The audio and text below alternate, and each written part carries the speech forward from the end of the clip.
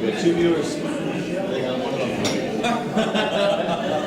They're rushing in.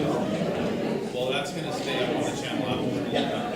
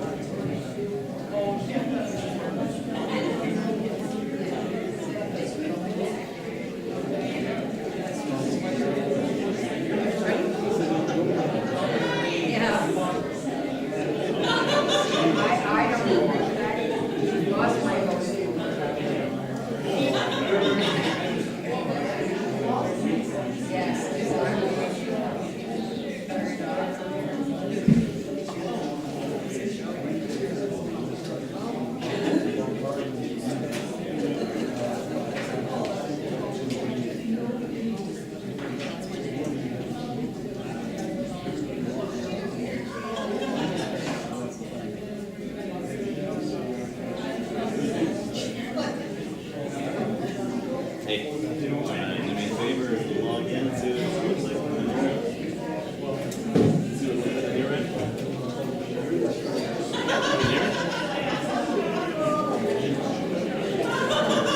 Yeah.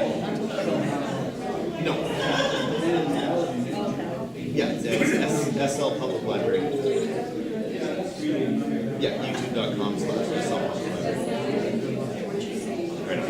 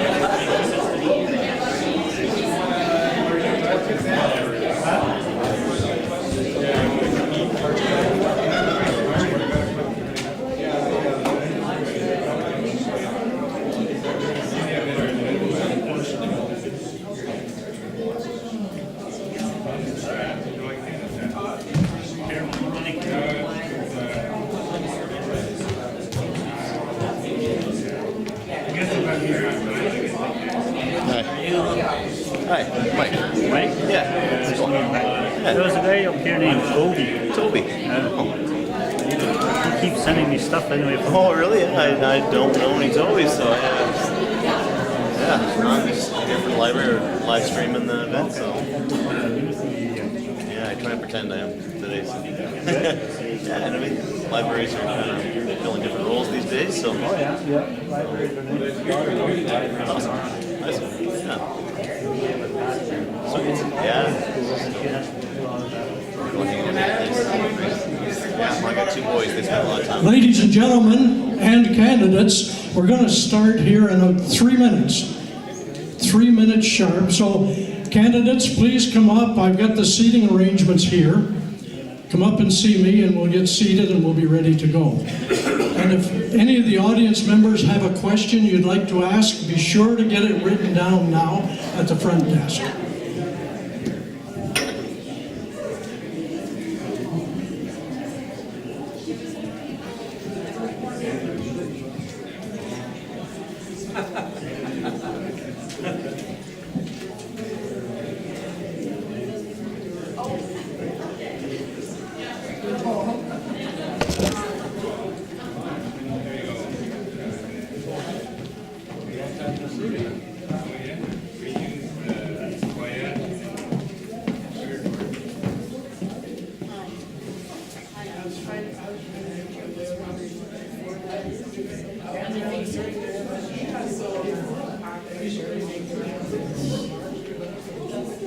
Gets first, second, third,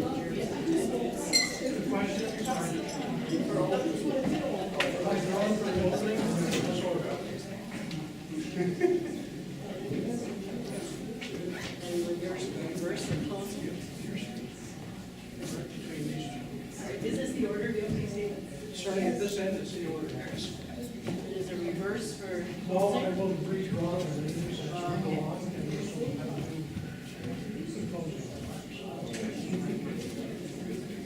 if it's easy, it's not easy.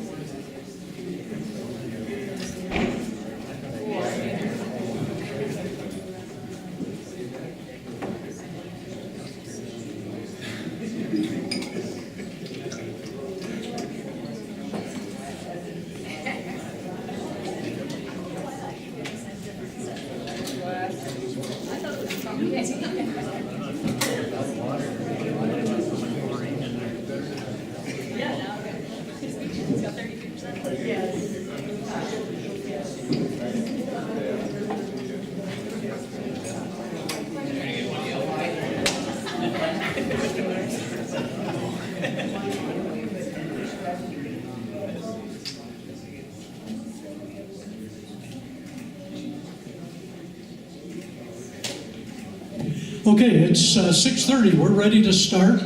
I have drawn names ahead of time for the seating arrangements and the opening remarks of 3 minutes each. We'll start at the left and work this way. Let me introduce the candidates. Maybe wave or just stand up and wave. Kelvin Boucher Chicago. Kelvin's independent. Next is Eric Melillo. He's conservative. Next is Rudy Turtle, NDP, Kirsty Relko, Green Party, Bob Knoll, Liberals. We'll be drawing names, not names, names should be on your questions, but we'll be drawing the questions from the basket as you came in, where you put your questions. That's how we'll arrange the questions. Each candidate will have 2 minutes to answer. And the closing will be a 2-minute closing for each candidate. I'll draw names for the closing order as the meeting goes on here. Our timer's not here, so. Our timer just came in. You're just in time. Okay, I'd like to thank Ann Saltel. She's arranged this whole shebang tonight. And Terry Lynn Jewell will be the timer, and I'm Dick McKenzie. So without waiting anymore, Kelvin Boucher, Chicago. Yes, please. Well, you'll have to decide. Yeah, 2 minutes, right? 3 minutes. 3 minutes. Can I have his 2 minutes or his 3 minutes? Can I have his 3 minutes? Well, he's not here technically, right? So We're going to give him a chance to show up. You take the order for you. Good evening, ladies and gentlemen. I was expecting a bigger crowd, but then I heard Sioux Club didn't really have too many people. Anyway, I'm an independent Shabir from Kenora, Ontario. This is my 3rd time running. The first 2 times was to introduce myself and some ideas we had to achieve accountability and try to assist the elected leaders at that time. Both have failed, with the Conservatives and the Liberals at that time did not recognize any of our recommendations that came directly from the grassroots people. The grassroots people of Kenora and Sulakot around the region of Kenora ridings have had a real bad deal since 1965. And when I stated here last election until 2015 was the Anishinaabe people bring a lot of economy into the region, not only Sulakot, Red Lake, all around their various areas. But there's still the forgotten people, which is the grassroots Anishinaabe, to the poorest of the poor, that sit at the bottom of the food chain with no representation or no voice. So I chose to represent those people, and the less fortunate people I met also too is the elders. The elders I've seen in a real bad spot. Most recently, my mother just turned 83 and she ended up going to an elders home. And one of the things I really don't want to see my age, when I get to 83, if I do make it, I don't want to end up in a little box with a TV for my entertainment. There's got to be more for the elders, definitely more. And I've noticed that is a real sad case. I'm here for those particular reasons, to get something done and help people that really need help. The dollars that are identified for the needy need to reach the needy. Somewhere in the system, it's getting caught up in somebody's pockets, and it stays there. I don't believe that's right. It's a horrible word, but in my opinion, and I've said it a lot of times, and I stated it the last time when I was here, it's called exploitation when you use people to make money on your behalf. It's an awful word, but that's what's happening, and reality is reality, and we have to speak the truth when we see it. Thank you.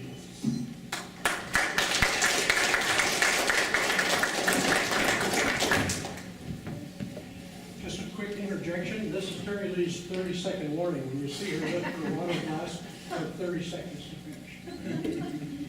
Forgot my yellow plate. Or whatever works. Hi everyone, I'm Eric Bolo. I'm the Conservative Party candidate in this election. And first off, I'd just like to thank organizers and thank you for organizing and for everyone being here today to take part in this. And a thank you to my fellow candidates who have made amazing sacrifices and have honorably put their names forward to serve our riding. I'm running in this election because I'm motivated to bring a new generation voice to our region. For those who I haven't met at the doors, I'm born and raised in Kenora to a nurse and a millwright who helped instill in me the values of hard work. And I bring experience serving in a political office, conducting extensive nonpartisan policy research, and as well working in a business consulting firm after I completed my economics degree. And as I said before, I'll say again, I believe first and foremost that an elected representative must put their constituents first. I believe that that is not an approach we've seen from the Liberal candidate. This government is disconnected from our priorities here in Northern Ontario, failing to support our firearms owners, our First Nation communities, and everyone across the North who's struggling to get ahead. Our resource sector is facing quite uncertain times, and young people and skilled laborers are choosing to leave our region or not to come. And of course, all of our communities are facing barriers to their ability to diversify local economies with tax hikes and regulations, red tape that are killing investment and innovation in our region. So I'm committed to delivering on the infrastructure projects and the critical investments that are going to help you get ahead. And our Conservative government will work to make life more affordable, to put more money into your pocket, and to make that a reality. Thank you.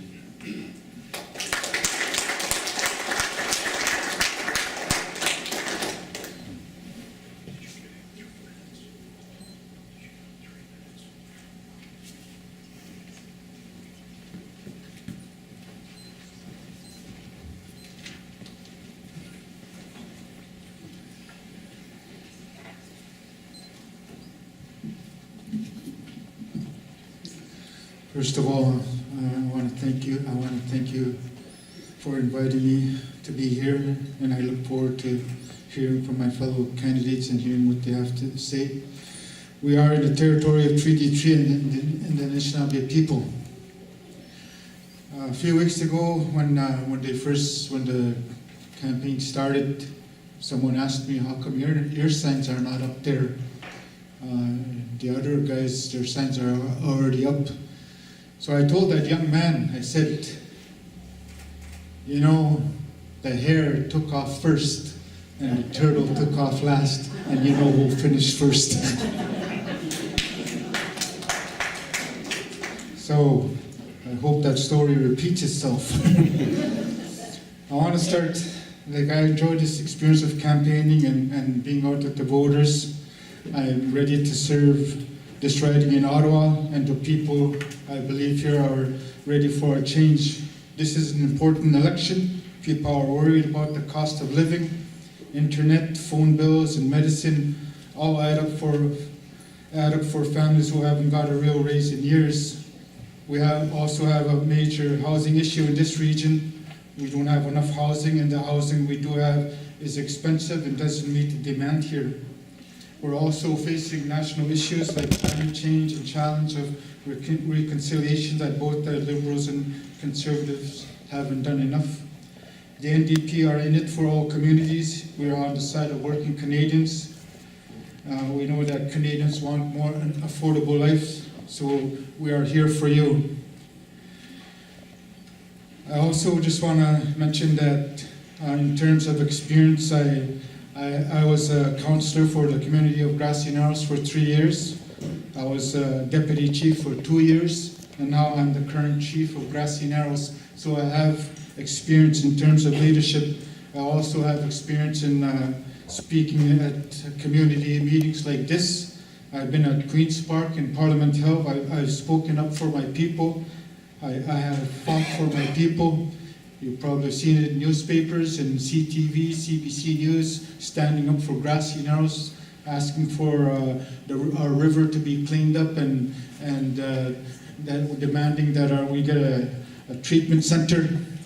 And by the way, I caught the Prime Minister last night saying that money is no objection, so I'm going to take him up on that. And I'll continue to fight for you in Ottawa, no matter after this election, when I am your new MP. So thank you.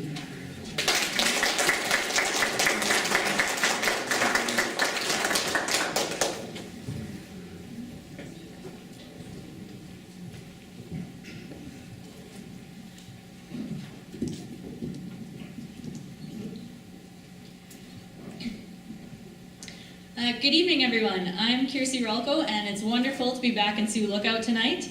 You may have read about me in the Sioux Lookout Bulletin that I actually spent some time in Sioux Lookout between semesters of law school. And if there's one thing that will teach you the value of hard work, it's spending 2 summers out here at fishing lodges. Today, I'm a litigation lawyer, an entrepreneur, and a sitting city councillor in Kenora. I've gravitated towards leadership roles all of my life, and an important thing I've learned about leadership is that listening should take place twice as often as talking. I'm also passionate about advocating for others, which has led me to my career as a courtroom lawyer and is one reason why I'm running for MP. Tonight, I'm asking for your vote for the Green Party of Canada. What you likely already know about our party is that we have the most aggressive plan to tackle the climate crisis. We're calling it Mission Possible, and our goal is to end our dependence on fossil fuels while moving to clean, renewable energy and electric transportation. This plan will help workers transition to new jobs and create even more jobs, including right here in the north. What you may not know about the Green Party of Canada is that we have a fully costed plan to end the federal deficit by 2024. We also have several plans to improve the social safety net so that your life gets more affordable. We would introduce universal pharmacare so that you don't have to choose between buying medication or providing for your family. We would implement universal childcare so that young parents who want to return to work can actually do so without losing money to provide childcare for their children. We would abolish tuition and student debt so that graduating from post-secondary can actually give our young people a financial leg up. And we would introduce a guaranteed livable income project so that no Canadian is left behind, including our seniors who've worked hard all their lives to build this country, our young mothers who are devoting themselves to the next generation, and our most vulnerable citizens, including an unacceptable number of children who are trapped in the vicious cycle of poverty. We are the Green Party of Canada, and we want Canadians to move forward together. Thank you.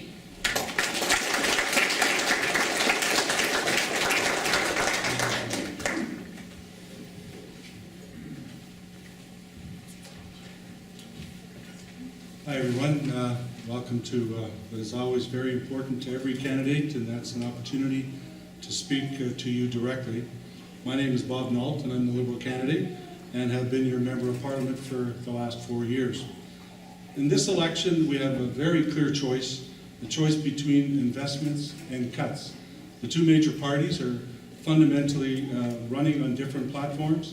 I think tonight you're going to hear the difference between why the Liberal Party believes that we would like your vote and we need to have your vote because investments are going to be what makes this riding successful.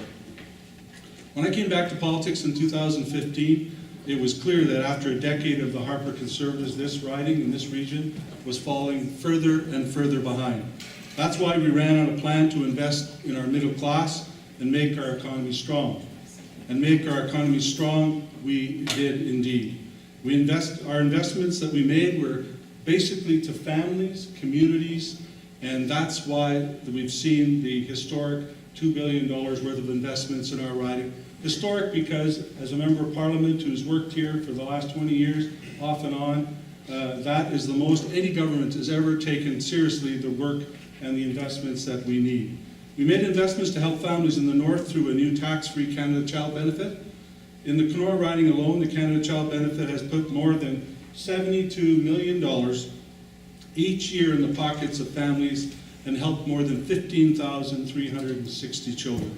Since 2016, that means over $200 million have gone to young people, children in our riding. That's a big deal when it comes to help raising kids. We also cut taxes for the middle class and raised them on the wealthiest 1%. Together across Canada, we've created over 1 million jobs and brought unemployment to historic lows. In the last election, as you all know, I ran on the local platform in addition to our national platform because I believe that you have to have local commitments in a riding as big as this riding, a third of Ontario's landmass, 42 First Nations, 13 municipalities. And so in this brochure that you'll get in the mail, if you haven't got it today, I know a number of people have got it because I was banging on doors and met them and talked to them about the brochure. You will see the commitments of a candidate and a person called Bob Nault, because I believe you have to have some commitment to things that people really want in their own region. So I'm happy to stand before you tonight to say that I have delivered on what I committed to in the last election, and I'm looking forward to committing it for you again. Experience matters when it comes to delivering on our community, for our community. In the last 4 years alone, as I've said, we've made historic investments of almost $2 billion in our riding. We've made significant progress across the board. Tonight I'll get a chance to talk to you about some of the issues like the economy, Indigenous, housing, healthcare, the environment, families, or seniors. Our government has made serious progress through smart investments, and I want to have an opportunity tonight to explain why it's important to keep moving on investments versus cuts in a riding like Kenora. Thank you very much.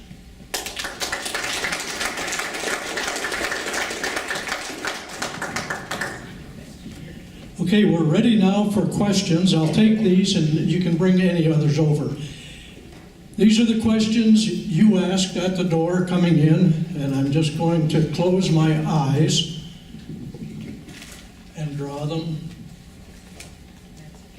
The format is asking the question to a specific candidate, or to all candidates, or to specific candidates. Once those have answered, anybody else who wasn't named may have the opportunity to speak to the question. You don't have to, but you may. First question from Joyce Timpson to all candidates. And I think we'll go clockwise, starting with Mr. Turtle and going this way for this one. Last night's leaders' debate was an illustration of how not to do politics. What are your parties going to do to bring civility and cooperation back into the debate? Mr. Turtle.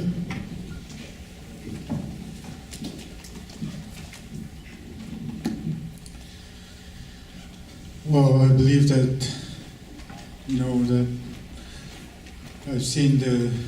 I've watched the debates on TV, and also I watched the House of Commons, and that's a question that has been asked before, that the MPs sometimes act like little children in the House of Commons.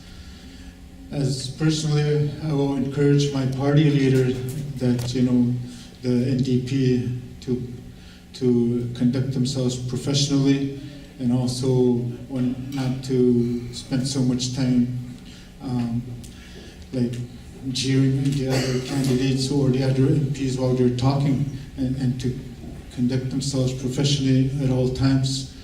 And I believe that Canada deserves a much better image instead of the way that they're behaving themselves in the House of Commons now.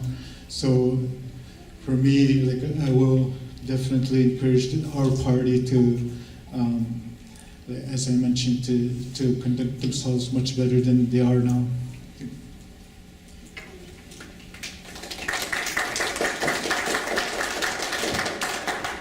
Just a quick reminder, it's 2 minutes on the answers.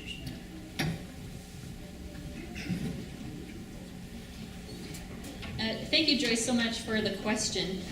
At the party level, regarding bringing civility back to the House of Commons, the Green Party actually has a number of ideas that we know will involve cross-party participation. And one of our big ones is to institute a nonpartisan, multi-party inter-cabinet on specifically the issue of climate change, because we recognize that is a crisis affecting everyone. It's not something that stops at party lines.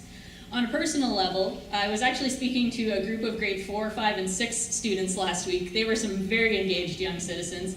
And I explained to them that it's my personal philosophy in politics not to make things about the other candidates, but about the platforms and the parties. And essentially I told these 10 and 11-year-olds it's never okay to attack another candidate on a personal level.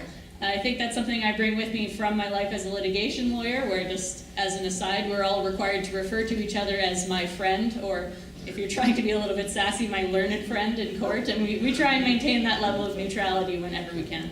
Thank you.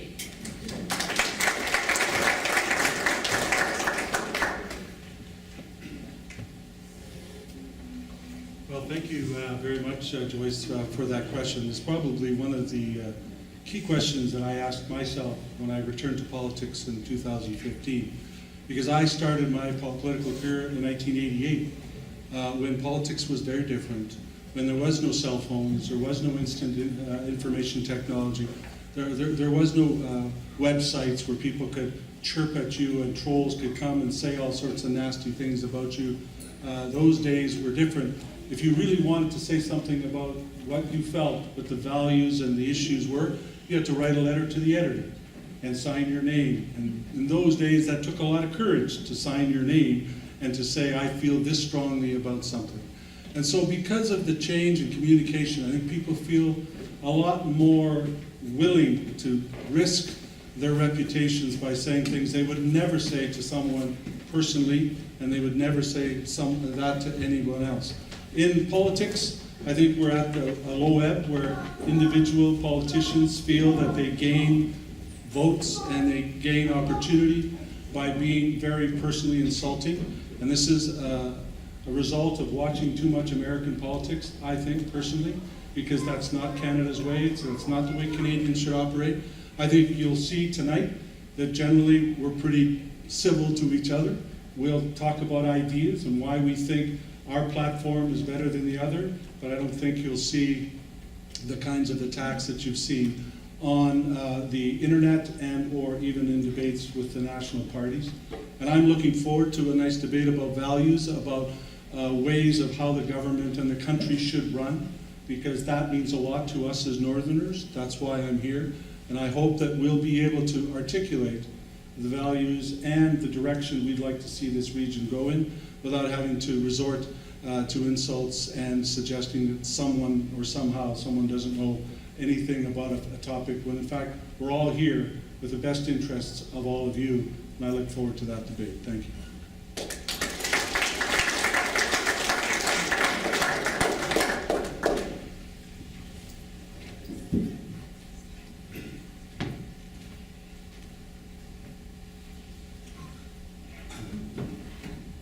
Ready?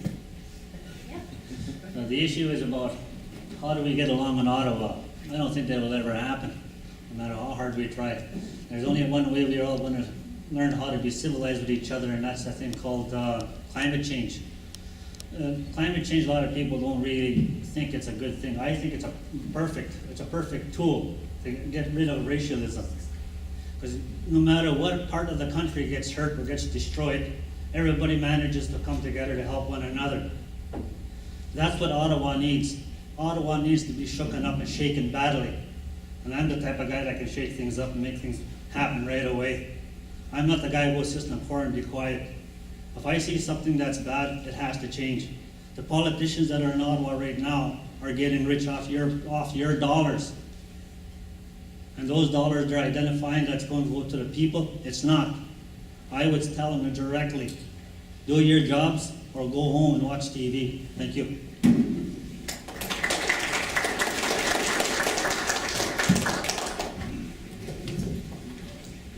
Thank you for that question. It's a great question, and I'd like to echo a little louder. Is that better? How's that? Just eating into my time.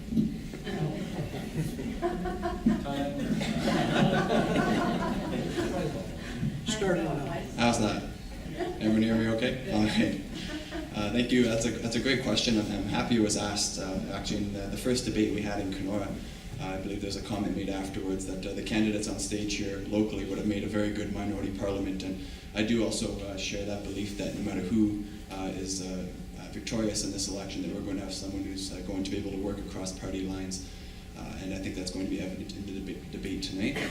So I won't echo what has been said by my colleagues, but just to reemphasize that from a local perspective, that we are committed to advancing the best interests of our riding. And of course, we understand a lot of the major issues. The only thing is we have some different ideas of how to approach those issues. So I look forward to being able to outline our plan and hearing what other candidates have to say. So thank you.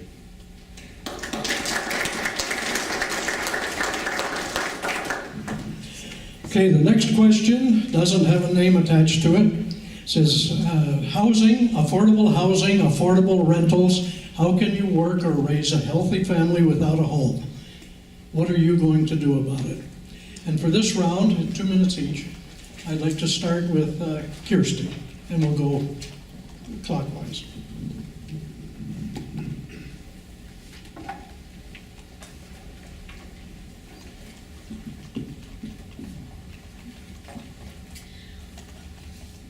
Thank you for the question on housing. I've brought my platform with me so I can make sure I'm giving you all the correct points on our specifics. But this is an issue we hear about very frequently at Kenora City Council. It's one of a number of issues that drove me to want to run at a higher level because, as I've been saying time and again throughout this campaign, many of the things our constituents are concerned about are simply not things our municipal governments can solve. We'd love to be able to. That point aside, housing is right now under provincial jurisdiction, but the Green Party has a plan to appoint a Minister of Housing to strengthen the national housing strategy and to help promote collaboration amongst those provincial ministers who are currently appointed. We would increase National Housing Co-Investment Fund and create a Canada Co-op housing strategy. The real thrust of our platform is purpose-built rentals and working to address the bottleneck that's also happening right now, particularly with seniors, for example, who would like to move out of the housing stock they're currently occupying, but cannot find affordable rentals or smaller housing. So we really want to look at that and reorient what the CMHC, the Canada Mortgage Housing Corporation, is doing, because we don't believe that a publicly owned housing corporation should be focused, as it is right now, on taking the risk out of single detached home ownership. It should be focused on social housing and creating more opportunities for low income and seniors rentals, as I've mentioned. Thank you.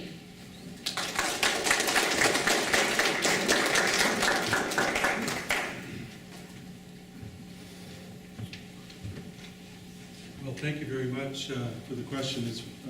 It is, in my view, considered to be one of the most important topics that we've heard over the last number of years since I got back in 2015.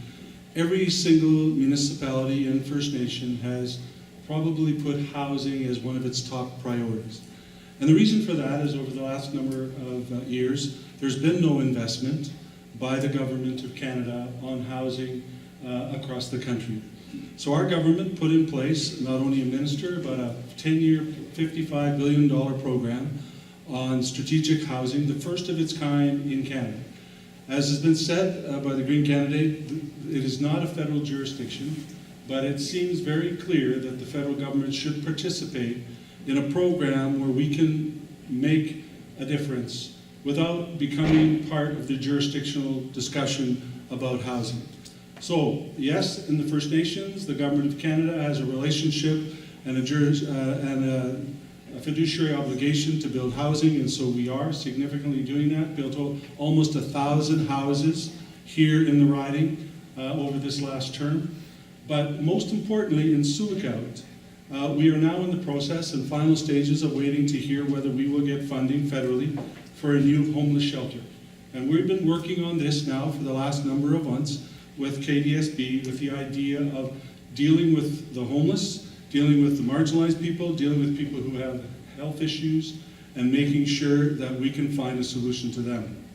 Part of our platform, we have a $40,000 interest-free loan for retrofit for housing, because as part of the Green Plan, we'd like to see more and more homeowners retrofit their houses to save energy.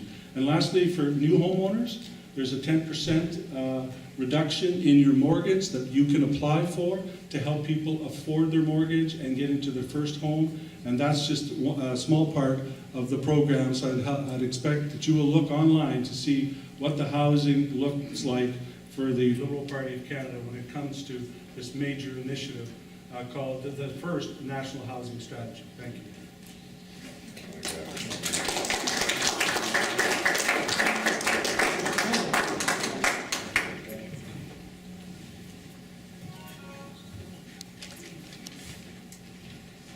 Homeless issue has been going on since 1965 around Kenora. There was a march of that, what do you call it, had about 400 in Anishinaabe that were marching in Kenora to bring up an issue of being mistreated, not being treated properly. The homeless issue seems to circle around Anishinaabe people, because it's 95% of the people that are homeless right now, I recognize, even here on the streets here in Sioux Lookout, are Anishinaabe people. So there's a lot of people that are right on the backs of these poor people, these less fortunate people. And they've a number of times have indicated, we're going to help these people, we're going to help these people. After 60 years, they're still there. My dad was on the street for 45 years. He died on the streets. And one of the things he always indicated to me was clearly, this is my home here. When I had asked him to get off the streets and I would take care of him. This is my home here, the streets of Kenora. I don't want to go anyplace else. This is my home on the streets. So the whole issue boils down to, it's not a homeless issue. It's a drug and alcohol problem. We are now losing our youths now. They're 15, 16 years old out there doing needles and anything possible to get high. It's a crisis, but everybody thinks it's a homeless issue. It's not. If you channel the money directly to the people that it's supposed to go to, I am more than sure that they will do something a little bit better with their money. The way things work now, you get $140 in your welfare check, and that's it, a month. And the other part of the reservations is you do not own your homes that you live in.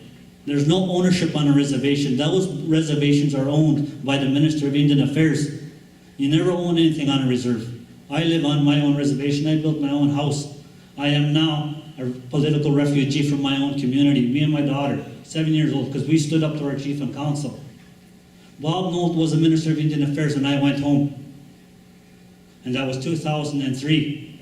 And he never helped me once. He goes home to a nice big house and a nice big car. Thank you.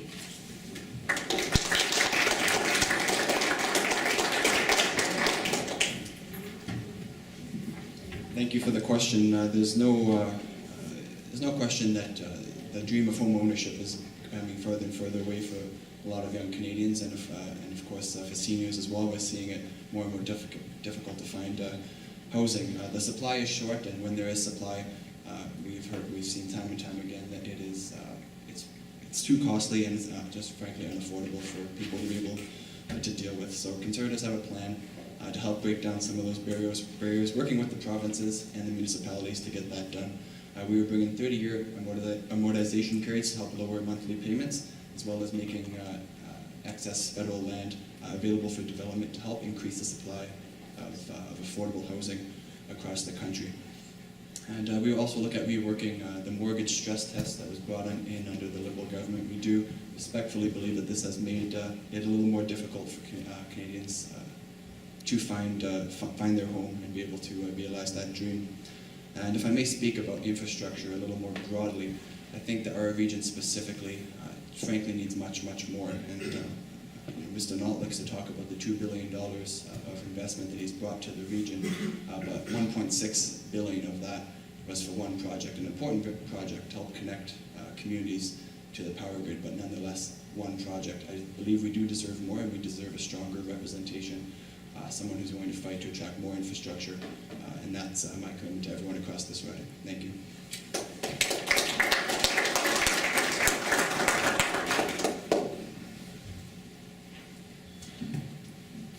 Pull the microphone down every time Eric finished speaking. Well, as I mentioned in the opening statement, that housing is one of the priorities that the NDP has identified, and we will work with the province to see what we can do, and with our commitment, we will look at making housing more affordable. In addition, we also have a plan of a retrofit houses so that they're more cost efficient, so you don't spend that much money on heating bills and stuff like that, just to make sure your heating bill is less each and every winter. Also, the reserve housing, like in Indigenous communities, definitely there is a real backlog. It's not right that 15 or 20 people are living in a 2-bedroom house, and this is something that when I'm traveling up north, it's something that people have told me. One man told me that his grandchildren are all laying in the living room, and in the morning they all get up and have to get his grandchildren ready for school. That shouldn't be, something like that shouldn't be happening in Canada. It's dangerous, especially if there's a fire. We know that a few years ago in one of our native communities, a fire destroyed three families. And it has to be addressed, and it has to be fixed. Thank you.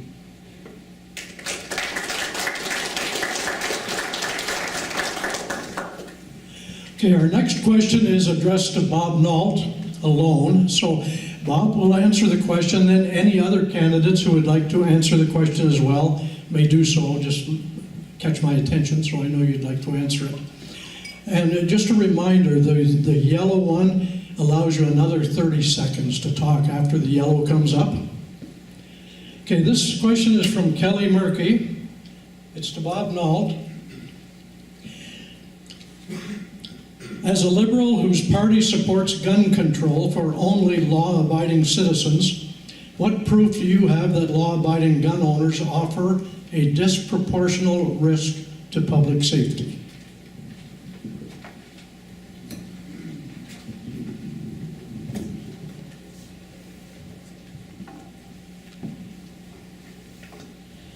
Well, thank you for the question, and it's one that I get a lot. Let me start off by giving you a little bit of history. Since 1988, I've been running with the Liberal Party with the same scenario that always unfolds in a riding like ours, because we have a hunting tradition. And that is, every time the Liberal Party gets in, apparently we're going to take your guns away. And so I'm quite used to this question, because, in fact, I now have started, when I go door to door and I run into someone who's a gun owner and they say to give me a rough time about the Liberal Party and gun control, I ask them the very simple question. So I've been talking about this since 1988, and I've been in government 15 years out of the 20 years that I've been a member of Parliament. So do you still have your gun, and are you still hunting? So today I ran into a hunter, all pumped up, going hunting, it's all ready to go. So this view and this wedge issue that the Conservatives have been using for decades now, that somehow the Liberal Party and the Member of Parliament from a riding like this would not be supporting legitimate gun owners, is unfortunate. simply because it is our role to maintain the culture and traditions of a riding like ours. And part of the culture and traditions, for me and my father, was to go hunting, and I still own my firearms, and nobody in Ottawa called a Liberal came to take them. And so I can guarantee you, if you vote Liberal, you won't lose your firearms or your traditions or your hunting, because we're going to continue to maintain that, because that's exactly what we believe in. Legitimate gun owners have a right to their firearms for hunting, and that'll be continued no matter which government comes into office. Thank you. Eric Melillo. Thank you for the question. I think it's quite interesting, Bob, that you're able to say that firearms away when, quite frankly, you brought forward a bill that does just that. The plan to ban semi-automatic weapons, which the wording is so vague that really it means any weapons that may look like a handgun ban. So it's not just about our hunters, it's about the sport shooters, it's about the law-abiding firearms owners, the antique collectors, people that across our region that are getting negatively affected by this. And the other point of the question that crime, the issues that we're seeing in our cities, the gun smuggling over the border, the handguns that are being stolen or improperly by law-abiding owners across the region, but also cracking down on the gangs and on the crime, and making sure that we have tougher sentences for those who have been found guilty. Making sure that our police and our law enforcement have the tools they need. Real concerns that we're seeing in the cities, and not attacking the law-abiding owners across our region. Thank you.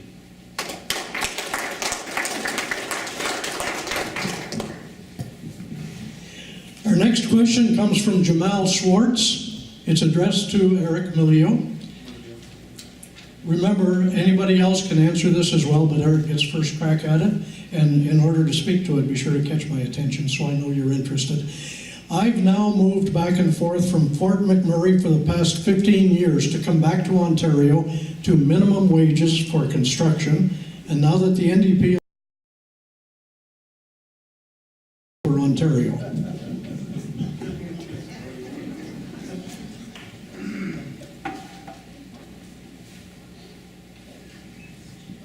Thank you for the question. It's sort of a broad question about what can we do, and I'd just like to highlight our conservative plan is to really make life more affordable and give everyone across our region the opportunities to get ahead. Bring in measures like a universal tax cut, a tax-free parental leave, boosting the age tax credit to support our seniors, bringing in these measures to help everyone have that opportunity to get ahead. And of course, operating a government which lives within its means, a government that isn't going to run up massive deficits that threaten the sustainability of our social systems for future generations. Mr. Nutt likes to talk about this election as being a decision between investments and cuts. He's going to try and scare you to tell you that we're going to cut all of the public services, which is A, simply untrue, and B, frankly hypocritical of him, given that in his previous political career he was a part of a government under Finance Minister Paul Martin, which cut and slashed the budget, quote, come hell or high water, in order to get to an arbitrary goal of balancing the budget. So instead, we're going to take a measured approach to new spending, making sure that we're protecting our services and making sure that we're getting to a balanced budget in a reasonable, socially responsible time frame. And of course, for our region specifically, we have to work with our job creators, work with small businesses and industry to ensure that there's opportunity in Northern Ontario, so that the young people want to stay and that people want to move to our region again. And that we can prosper. So that's my plan. That's our conservative plan to reduce taxes, to cut red tape, and to help our industry thrive again. Thank you.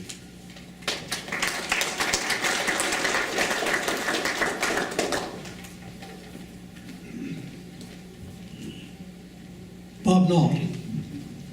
Thanks, Dick. Well, the question was about the economy, I think. And so I want to touch on the economy because this is a debate about the values and the ways that, and the choices that we make and the decisions that we make when we get an opportunity to govern on your behalf. Having been in government, in a position of cabinet and in government for 3 or 4 out of the 5 terms that I've been a member of Parliament, I have been given the opportunity to talk a little bit about the choices that you have to make. The choices for me in a riding like this is all about building the basic infrastructures to create an economy. And so 2/3 of our riding is completely isolated. And we have 22 First Nations above us who can only get to where they want to go by winter road or by aircraft. And so it would not be any of your expectations or mine that those communities could create an economy. So one of the things that we're focusing our attention on is, yes, building grids, $1.6 billion. Next term, we're going to start building roads, all-weather roads, because communities have now got to the point up north that they're ready for all-weather roads. This will develop a critical mass for the opportunity to build an economy. And so that will drive what I believe is the economy, big and small companies. So we've reduced taxes for the small businesses from 11 to 9%, with an understanding that we want them to be competitive. But let me put it a different way. The millions and millions of dollars we spent and invested in First Nations over the last 4 years has been criticized by some. But where do you think those contractors get their livelihood from in a region like ours? If it's not for all the construction and all the work going on, we've built police stations, housing, hospitals, healthcare centers, we've built schools, all with the idea of improving the economy and the infrastructure of Indigenous communities and here in the north. So, I didn't see the little yellow thing come up, but I apologize. I must have been looking at somebody else. Thank you. Thank you very much.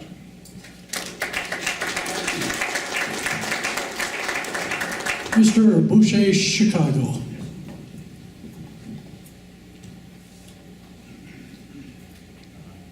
My real name is Kelvin Boucher Chicago. I just use Boucher Chicago because Chicago sounds neater. Now, I keep stating this in numbers of times, and I've stated it last time again. I've reminded people when I was here in 2015 in respects to how the Anishinaabe people bring a lot of economy into the ridings, not only Sioux Lookout, Red Lake, all the whole northern region. Now, Bob has pointed out quite clearly about the 22 First Nations. And I noticed a lot of all the parties, most of the parties except for the Green, they're indicated quite clearly. It seems to me that these parties are riding on the backs of the Indians. You know, whatever happened to tourism, forestry, and what do you call it, mining? Those things are here already. But we seem to have forgotten about it. Everybody wants to jump on the Indian bandwagon. Why? Because it's the money that goes to those organizations, to the Anishinaabe people, is unaccounted for. There's no accountability in that, when those dollars go into those pockets. There is none. It goes in, it just disappears. So I say, if I get elected and I go to Ottawa, I'd make sure whoever I work with and align with, I have to align with one of the parties sooner or later if I do get to go to Ottawa, is those are the 4 principles that have to be jarred together. They all have to come together and work as a unit and treat each other equally. You can't have just an Indian industry and expect everybody to sponge off it. It does not work. That's why we have people on the streets hungry all the time. Thank you.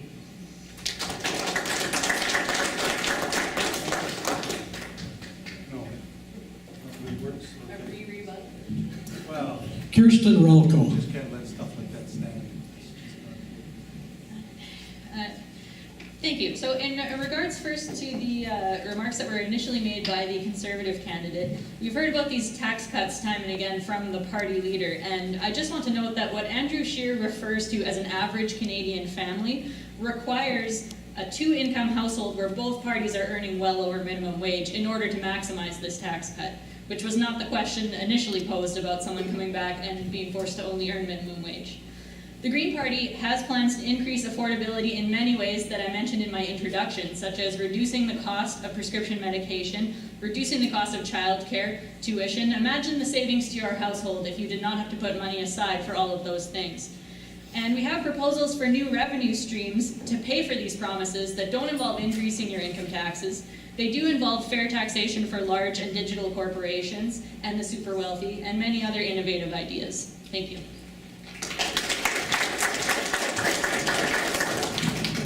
Rudy Turtle. Just first of all, as a candidate, I'm not riding on the backs of my own people. I've clearly said in the Kenora debate that I represent the Indigenous people and I also represent the non-Indigenous people.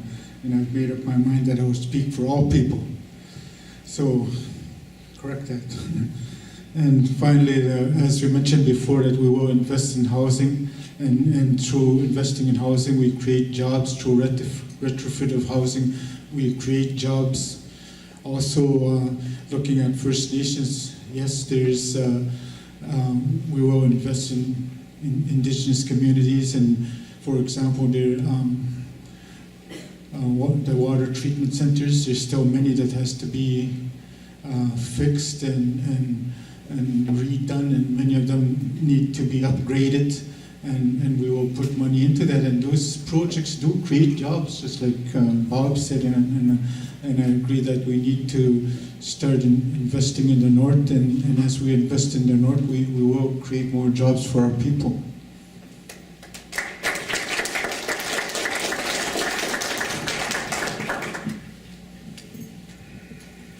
Next question comes from Ann Saltel. Historically, a majority government has been formed with less than a majority of votes. Our current government had less than 40% of the popular vote. If elected, will you support electoral reform to make every vote count? And this is for all candidates to speak to, and we'll start with Bob Nault, the Liberal candidate at the end, and go this way, clockwise.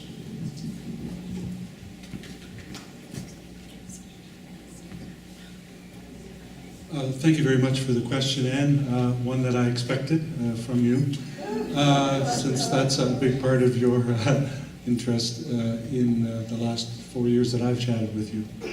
Electoral reform is a complex discussion because there are many different electoral reform structures that you can implement. Obviously, the one we have now is they call first past the post. The question though, and so there's been a number of referendums now on this subject, and every time there is a referendum, the question of proportional representation loses. Because I think part of it is maybe the way it's structured, and it's hard to explain the unknown to Canadians or to provincial electors, because these were provincial discussions. But here's the question I've asked to Anne and others in this discussion. Canada is considered to be one of the most successful nations on earth, I think. And we rate #1 probably every year where someone would want to live. Yes, we have our challenges, and regions like ours, we have bigger challenges because of the isolation and the geography. But if it isn't broken, why do we need to fix it? I'm running this time in 2019. I defeated a Conservative in 2015. I ran in 1988. I defeated an NDPer. So I think the system is working, and so I strongly look at it from that perspective, that because the country has operated so well under a system that people are comfortable with, I find it difficult to say to you that it's as simple as saying, let's try something new because some people aren't happy with the results of the election and they would like to see 50+1 before they feel comfortable that somehow that's fair. It's worked well for us, I believe, and it'll continue to work well for us. Thank you.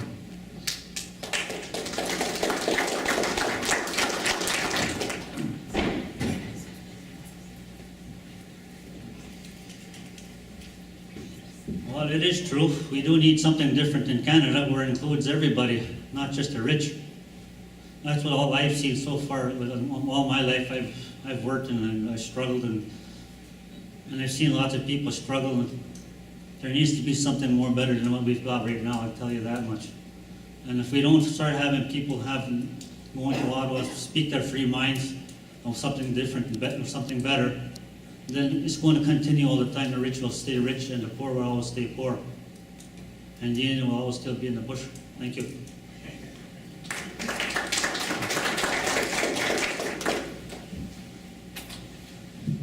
question, Anne, and I firmly believe that this is something that any political party, no matter who's in power, should not be unilaterally imposing on Canadians, but I do believe that, and I will support a referendum on the issue. And it's interesting to note that every single party in the House, the Conservatives, the NDP, the Bloc, the Greens, had a consensus from the committee. They had a consensus that there should be a referendum on a mixed member proportional representation system versus first past the post. But Justin Trudeau decided to squash that because it was not his preferred electoral system, and that's quite unfortunate to me, where we did have that consensus and that path forward.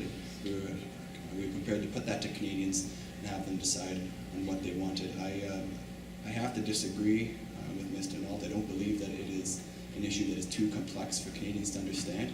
I just believe that in the past referendums that we've had provincially, people have decided that they would like the status quo. But at a national level, there's certainly a discussion to be had, and I fully support a referendum on such discussion to find out if it's something that Canadians truly desire or if not. So that's my commitment. Absolutely. Thank you.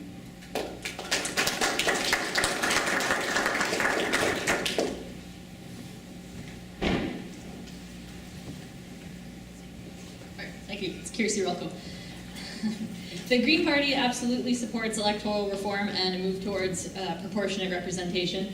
I'm not surprised to hear some of the responses we've heard up here, given who they're from the big two parties, because our current system is one that works for the big two parties. We are not in Canada a two-party system, but many of the conversations I've had since becoming the Green Party candidate with constituents are about the fact that people feel like they are stuck in a two-party system where they would prefer to vote for someone else, but because of strategic voting or fear of throwing their vote away, they feel like they must vote for one of the two big parties. So again, the Green Party totally and unequivocally supports electoral reform. Thank you.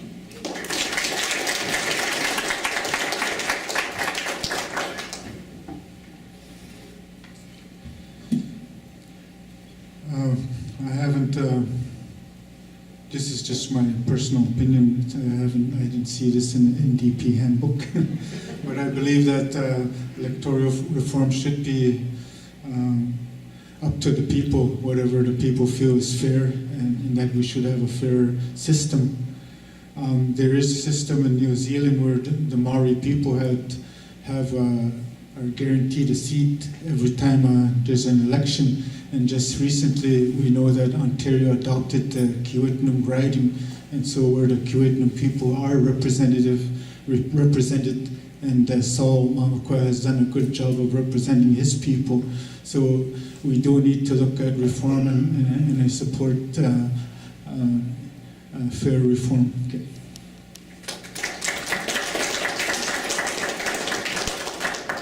This question is addressed to all the candidates, and we'll start it with Kelvin and move down this way. It's from George Hogarth. Given that the climate crisis requires us to transition as much as possible from fossil fuels, will your party put an end to subsidies to the oil and gas industries? And if your answer to that is yes, what's the plan? And if it's no, why not? Kelvin? You need me to say it again? I didn't hear the last couple of sentences that you said. Will your party put an end to subsidies to the oil and gas industries? If yes, what's your plan? And if no, why not? First of all, I don't have a plan because I'm an independent. My plan would be basically, like I stated before, to align myself with one of the parties that's going to get into office. It's just the way life is, I guess. Now, as for fuel fossils and gas, we already have a Anishinaabe people, I guess, we already have a system where we get cheap gas already anyway, so it doesn't help us in any which way when we do things. We get a discount on a lot of things already. And like what I said before, climate change is a good thing. It's not a bad thing. We all go through it, we all going to go through it, and maybe our children will be lucky enough to see it. But if something does happen drastically in climate change, such as I stated before, something drastic, we all come together. For some reason, that's a good thing. And that's what's going to happen. When it happens, we will all come together as one. And that's what we need to do. And everything that we do today, we all have to come together as one. So it's this thing about free gas or cheaper gas, that has to stop. We all got to be treated equal. And if we don't start treating each other equal, we're going to have some real difficult issues as we go along. And that means taking the poor people, the poorest of the poor, bring them up to a level where everybody is equal. And like what I said, how many of you people have wanted cheap gas and you've gone to the reserve and they told you can't have it because you don't have a status card? I don't think that's right. Anyway, thank you.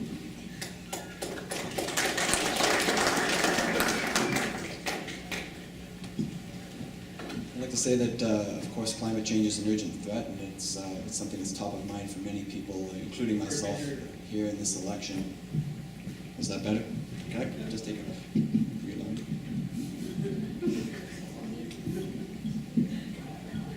How's that? Okay, why don't I just stand over here?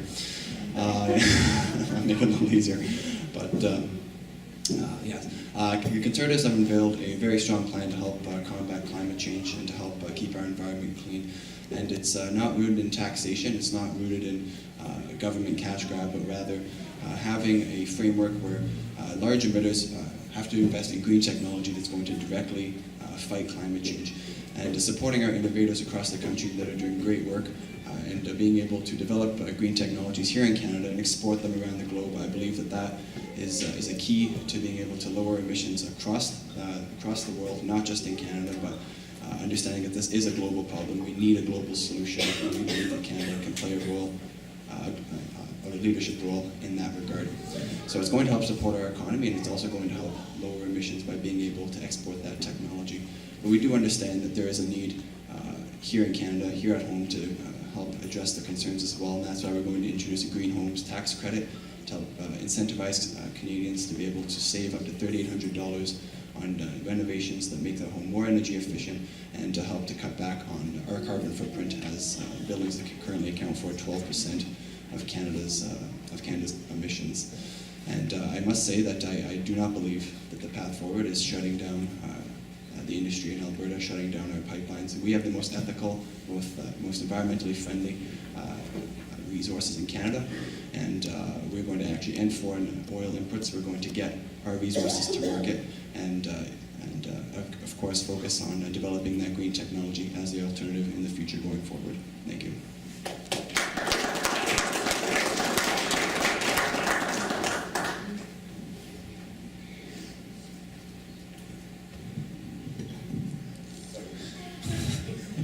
Sorry, I have to pull it down a bit. But anyway, the NDP believes in climate change, and we will look at ways of using energy efficiently. Further to that, I would probably just tell you to look into our NDP website for a better answer, but I don't have one right now.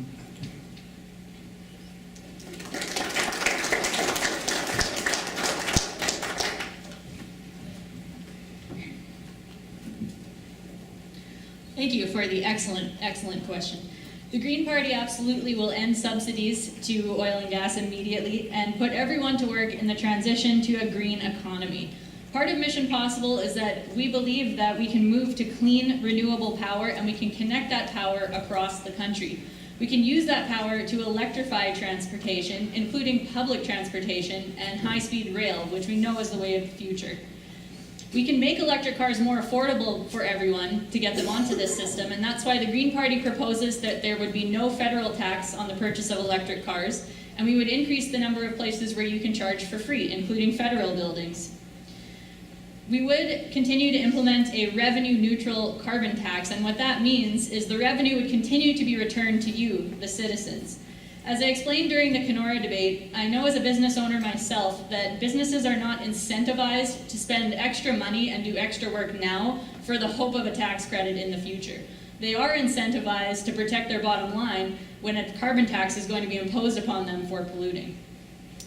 We would also introduce interest-free loans and grants for retrofits to homes as part of this plan. And again, the problem with introducing tax credits in this regard is it requires you to have capital up front. That means you as the taxpayer need to have $10,000 in hand to retrofit your home in the hope of getting a tax credit maybe 12 months down the line. But with the Green Party, we want to allow you to do this right away with, as I mentioned, interest-free loans and grants. Thank you.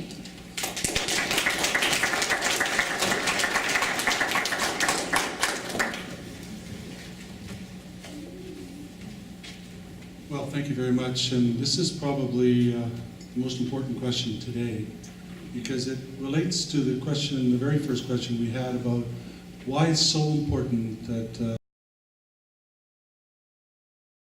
processes come together to deal with climate change in our environment. This isn't about who has the best plan. This is about having a plan and moving forward and making things start to happen. Because it's true that we do have a climate crisis. In a region like ours, we see it more readily than almost anyone. So we can no longer afford to take sort of half measures, because future generations will pay the price for this inaction. At the same time, we know that fighting climate change will require a significant amount of transition for individuals who have habits, we are trying to change habits and to change our economy. So, a few things. This includes investments in the local area as well. And one of the things I've been trying to do is bring this to the local level. There are things that we can do as individuals and we can do as communities to deal with climate change. I'd like to see the city or the town of Sioux Lookout do what the city of Kenora did, and to have a climate change plan, and to deal with adaptation and the issues surrounding what will happen when climate change occurs. The Experimental Lakes area is now researching climate change for us, one of the international research facilities well known around the world that we are funding with the idea of giving us better ideas of what that means. But we also want to do things like planting 2 billion trees over 10 years. We want to create a new EI disaster assistance benefit, and just to make sure we understand what transition means, we'd like to have a transition act to help workers who are going to transition out of the old economy and into the new economy. And that's the way we need to work together to make this really happen. And I'd like to see all parties support those kinds of initiatives. Thank you.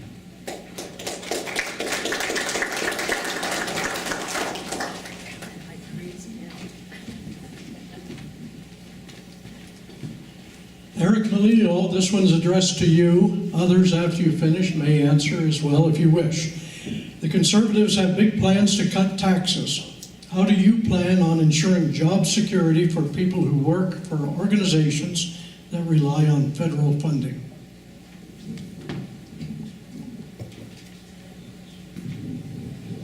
Thank you for the question. I think that's a very, very important question, because obviously it is part of our plan to help get back to a socially sustainable, fiscally sustainable system we have here in Canada. Our finances are getting, there's no question our finances are just getting out of control. We've added $71 billion of debt over the last 4 years with very little to show for it. But we are committed to protecting the services that we need in the projects that we rely on across the country.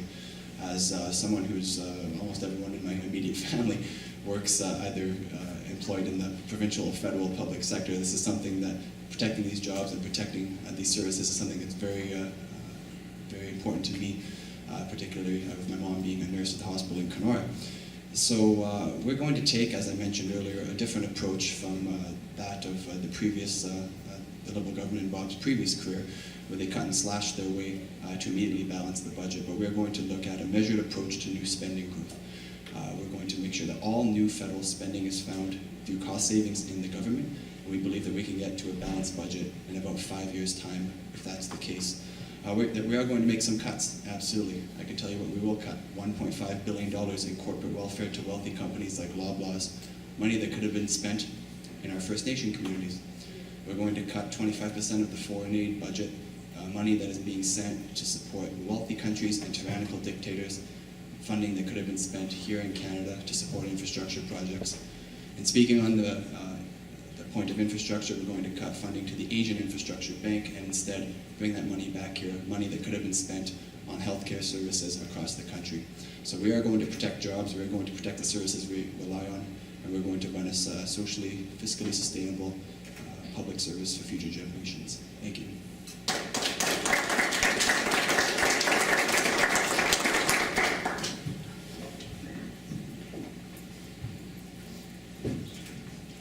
Some of you people maybe haven't read my flyer in the back at the background, but it directly addresses what I've been saying. If the money is channeled directly to the people that need it, bypassing some of the people that are, how would you call them, control of these dollars, the dollars need to reach the people. If the people get the money that they need, you won't have a homeless issue, you won't have a drug and alcohol problem. You may have a few here and there. And one of the best things about it is these people that need the money will own their own places. Because I know a lot of people, they need a good start at life.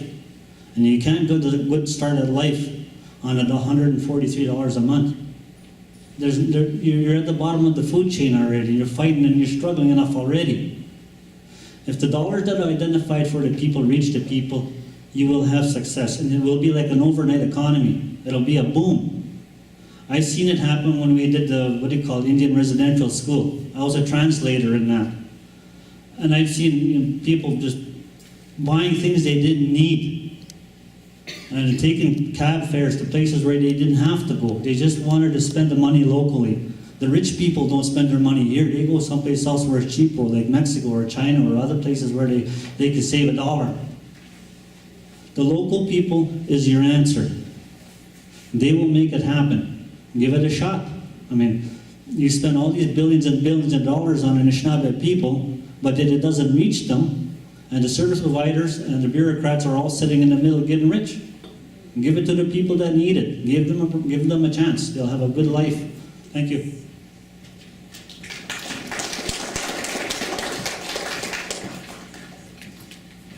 This question for, or you would like to speak to that one, Bob? Oh, of course. I can't see you, Dick, because you're right in front of the mic there. Kind of get the spitball. Sorry, Dick. I was just teasing you, of course. He's pretty serious tonight, eh? I don't know why, but he's usually pretty relaxed. We'll throw him out, he's too serious. I just wanted to speak to this because I've heard this comments by the Conservatives over and over in the campaign, and I want to deal with this whole issue of the fact that the financial situation of this country is in such rough shape. We have no choice but to start making serious cuts. So let me tell you what other people are saying about Canada. Canada's spending, and this is the International Monetary Fund, the IMF, Canada's spending and debt is not out of control. In 2018, the International Monetary Fund recognized Canada's success and found that the Liberal government's plan to invest in people resulted in economic growth that is working for all Canadians. The IMF also confirmed that Canada had the strongest economic growth of all G7 countries in 2017 and was second only to the US in 2018. When you examine Canada's debt to GDP ratio, Canada has the lowest debt among the G7 countries compared to Germany, United States, the United Kingdom, France, Italy, and Japan. So when people tell you that we have a serious financial situation, that is not true. This country is in the best shape it's been in decades. And the GDP to the debt is going down every year because the economy is growing and we're creating jobs. And if we keep doing that, we'll be in fine shape. And I just wanted to make that point because I don't know why people seem to think that there's a debt crisis in Canada when we're in the best shape of any G7 country. And I think that's a tribute to all of us as taxpayers and a good policy by the Government of Canada. Thank you.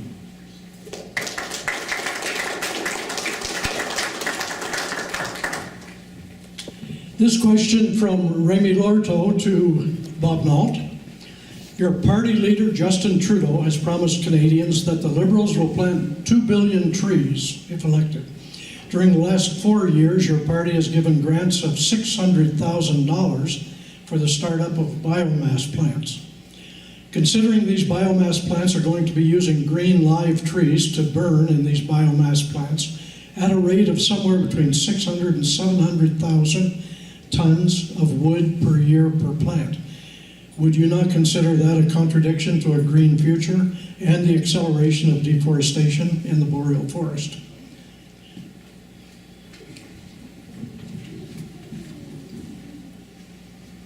Well, there's always a time in every debate when someone asks you a question you don't know the answer. And so this is one of those. And what I learned a long time ago when I first started politics, try not to make things up as you go, because it'll only make it worse. And so I can just tell you this, I'll have to look into this and find the answer for the individual who asked the question. because I once sat down with my good friend Leo Brady, who said to me, Bob, the key to success is that people have to trust what you say and what you mean. And I can assure you, I have no idea what the answer to that question is. And so when I do find out, I will certainly let all of you know in some posting as to just what exactly the contradiction might be. So thank you very much.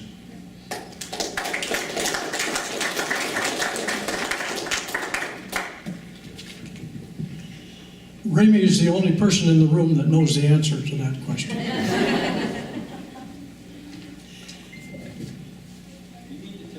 Okay, this question, I didn't get a chance to pre-read it. Our last provincial election resulted in Doug Ford getting a large, unchecked majority government, which has resulted in huge cuts to many social services.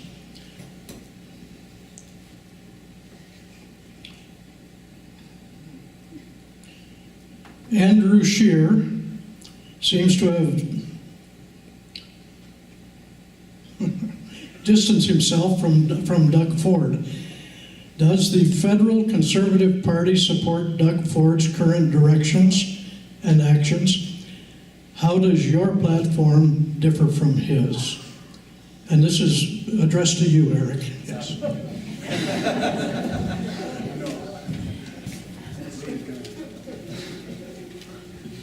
I was assuming that was addressed to me as you were reading it. But thank you for the question. I didn't catch the name of who asked that, but there's no question that the mess that the Ontario government has been left with is one that I'm not envious of. They were left with 15 years of, after 15 years of Liberal mismanagement at Queen's Park, runaway deficits. They have hallway health care. We've seen cuts to education and health care. It was absolutely a mess that they walked into. So I don't envy their position. I think they've had to make some tough decisions, some of which I think are sound fiscal decisions, some of which I understand have caused some great difficulty. And again, my mother is a nurse at the hospital in Kenora, and we see that there's a lot of decisions that have to be made. And frankly, I put the blame onto 15 years again of Liberal government that has had unsustainable social services, unsustainable path forward. So that's why it's important to get back to a balance. It's not, I'm sorry, but I don't really care what the other countries are doing across the world. What I'm thinking of is the $50,000 of household debt that everyone has to pay. Our national debt is $50,000 per household, and I don't know about you, but I know I don't have an extra $50,000 lying around to help pay down this debt. It's not sustainable, and that's why we need to have strong finances, fiscally responsible, socially responsible, going forward, as I touched on in the previous question. Thank you. I see the yellow. Bob Dahl.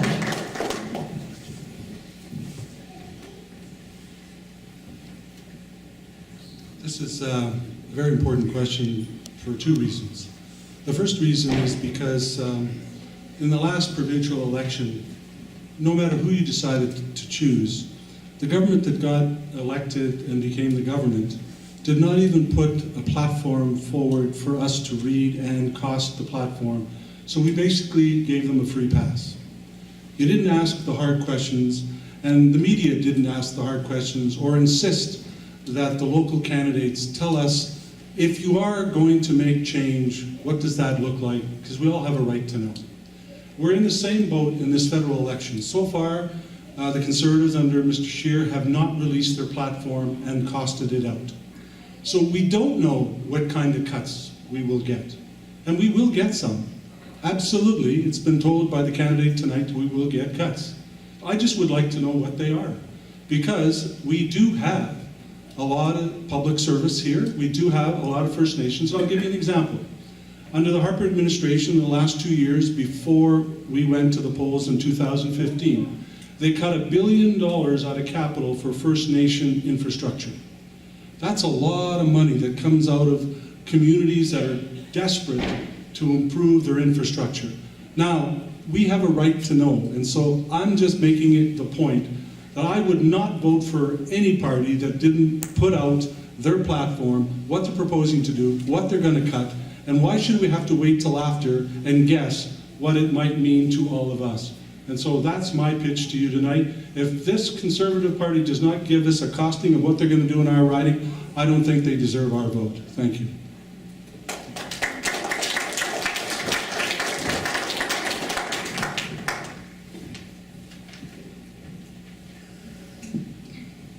Thank you. I just have a further point to make on the topic of cuts and essentially a warning to be wary of being told that cuts will or won't come from one space and then the trickle-down effect that they can end up having. One specific Doug Ford cut item that I have been personally protesting in Kenora is the cuts that were made to Legal Aid Ontario this year. The idea behind it was ostensibly to cut down on an inflated bureaucracy is what the Ford government was trying to position legal aid as. But the net result for Kenora and for Sioux Lookout as well as another hub community is that people can't obtain access to the justice system, which ends up costing the entire system more money. So even if you don't see the value in the social perspective of that, the fact that people can't navigate their way through the justice system means that they stay in our cities longer when they're released from custody. It means that they tie up our court system longer. And back to the topic of housing, the #1 most expensive place to house someone is in prison. So again, be wary of cuts. Thank you.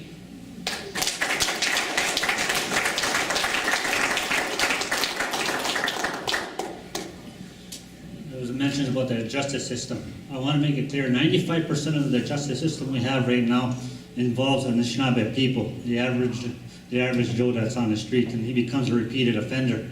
In Kenora, we have roughly about 54 street people, and they constantly go around in a circle, bang, bang, bang, bang. It's called repeated offenders.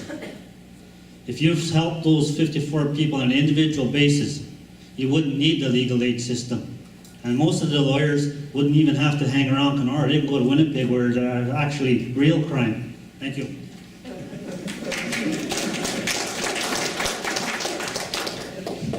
Jennifer Henschruck asks this question of all candidates. When is our country, our government, going to mature and clearly define the capabilities we want our armed forces to have, and then resource them accordingly to be able to do so? So I think I lost track of where we're starting, so I think we'll start with Kelvin and work this way. You're not going to answer the question? I didn't even hear the question. I'll repeat the question, and then we'll start with you, Kelvin, and work down this way. It's from Jennifer Henschruck. She addresses it to all candidates. When is our country or government going to mature and clearly define the capabilities we want our armed forces to have, and then resource them accordingly to be able to do so? Our armed forces. Yes.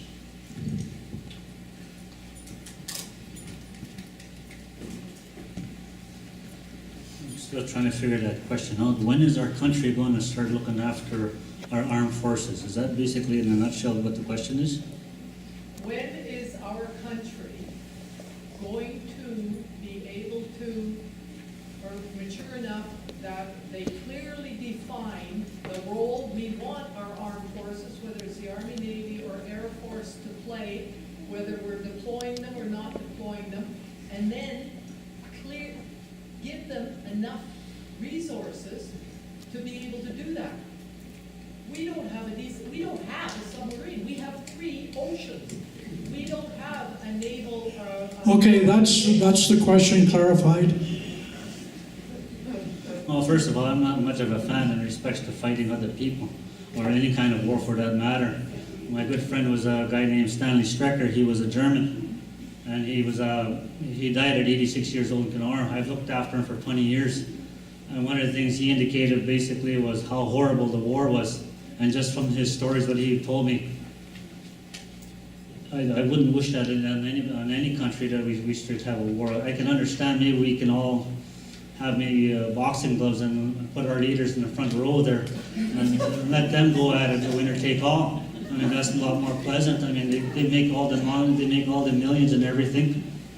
Why do we have to send our young soldiers overseas to get hurt and get died and come home all crippled and so forth? And the government tells them you don't have enough money to take care of you.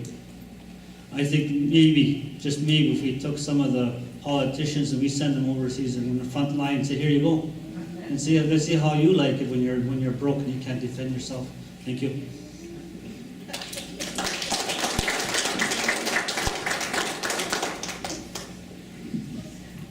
Thank you for the question. And in the simplest terms I can make it, I suppose that I believe we have a country where we should be meeting our NATO commitments, and I believe that if we had that amount of proper funding for our military, we would have the proper resources to be able to equip our servicemen and women in the best, in the most capable way possible. But I'd just like to mention that because this was actually something we just learned today, unfortunately, that we would like to talk about cuts versus investments, and we found out this morning that the Trudeau government has actually cut millions of dollars of healthcare funding for our military members, and that to me is absolutely unacceptable, and to me it's a matter of priorities, and that's what it comes down to. We have to make sure that we're giving supports to our servicemen and women, that we're giving supports to our veterans, to our seniors, to everyone across the North who's struggling to get ahead.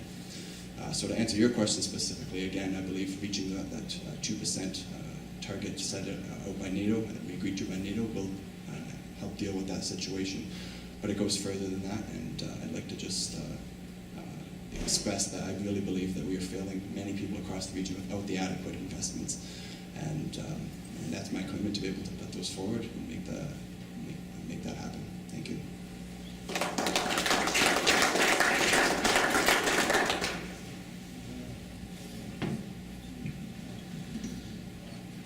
This is a very surprise question. I don't have an answer because when I went through our NDP book, whatever, I didn't see anything about armed forces. But in my personal opinion, that I believe that we should provide proper resources to defend our country, and as Calvin said, we should, as much as possible, just avoid going to war. But there has to be that balance of when called upon, we should have proper resources.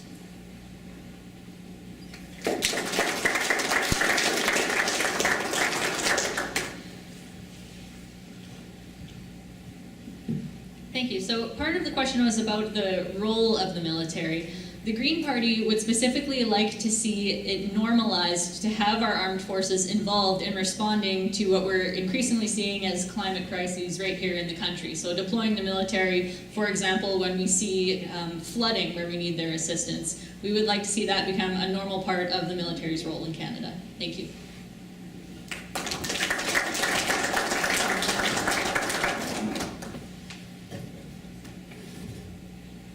Well, thank you very much for that question. It's a very important one. Our policy is called Strong, Secure, Engaged, and it's our defense procurement strategy, and it's the largest non-wartime investment in Canadian history, and I ask you to go and have a look at what exactly the Government of Canada has been doing on your behalf. So we've just purchased 88 new fighter jets, 15 new Canadian surface combatants to replace aging frigates and destroyers, to answer your question about making sure we have the right infrastructure and the right equipment for our armed forces, because the Conservatives had 10 years but didn't deliver one new ship or one new airplane in their 10 years. And so we needed to do a lot of work to get caught up. I want to say to you, though, that the changing world circumstances is the issue that you're referring to, as to what exactly is the role of the military. And certainly we've always been a big player with NATO on peacekeeping, and that's a big part of what we've done for a number of generations. We're now evolving to some of the skirmishes that are occurring in some of the other countries around the world, and we're trying to develop a strategy with the equipment to make sure that we can participate if in fact NATO calls on us, and we believe it's in Canada's best interest to do so. So I just wanted to give you that information, because it is the largest investment besides wartime that we've ever invested in our military. Thank you.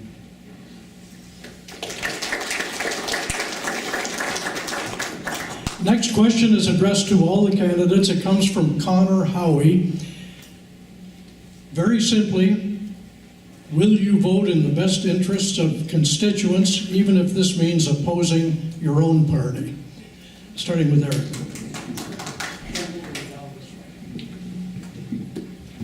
Thanks for the question, Connor. In short, yes, I will. And I mean, I can, to bring some more ease to you, I can tell you and I can tell the room what many people around the region know is that I have told this to the Conservative Party. I've told this to the leader. I've told this to everybody over and over again. So it is what they are expecting of me, and it is part of the reason that they have given me their banner and want to get me into Ottawa so that I can serve my constituents directly. Because I frankly feel like that is not the approach that we have had with the Liberal candidate. He has supported Justin Trudeau every step of the way, no matter what, whether it's on gun control, whether it's on failures to deliver for the First Nation communities, no matter what it is, we've seen it time and time again. So the short answer is yes, I will always vote for my constituents. I believe that is the #1 duty of any elected representative, and that is my commitment, and I hope you hold my feet to the fire once I get to Ottawa. Thank you.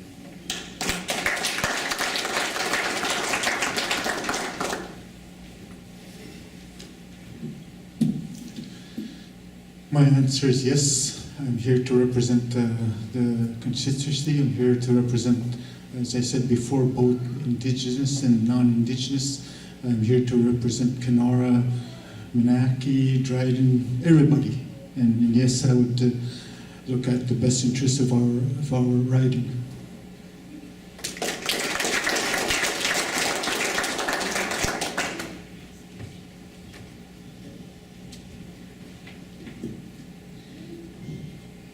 Thank you. I can tell you my answer is also yes, and I can assure you that that answer is in fact supported by my party leader, who is the only leader I've seen come out publicly to say that she will not whip votes of her MPs. I'd be very interested to know if the other answers we're hearing from the big parties tonight are in fact supported by their leadership, and they will be allowed to vote that way if and when they get to Ottawa.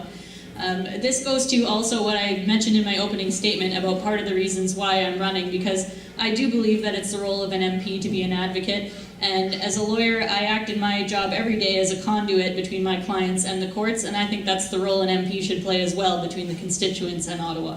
Thank you.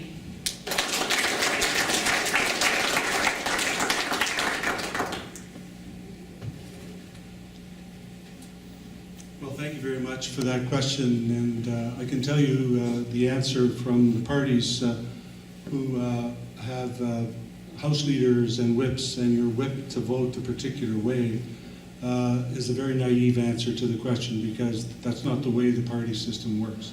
There are two ways to represent your constituents. Yes, you can stand up, as I have on a number of occasions as a member of Parliament, and voted against my party because I felt very strongly that I should. But generally speaking, you go to Ottawa under a platform and a party, and you're there to also articulate that vision and try to work within it. My job as a rural member of Parliament, representing a region like this, is to make sure our issues and our interests are represented in arguments and discussions and what we do at the table, whether it's at Rural Caucus, whether it's Aboriginal Caucus, or whether it's National Caucus. When I tell the Prime Minister directly, I don't like that policy because it doesn't fit in a riding like mine, and I want you to look at it in a different way. Though that's what good members of Parliament do with experience, is make change internally and get the job done, and then get on with developing a strategy as to how we're going to produce the kinds of benefits for our region. But to stand here and say that you're going to vote against your party on a regular basis, because remember, the majority, 80% of members of Parliament are urban, 20% are rural.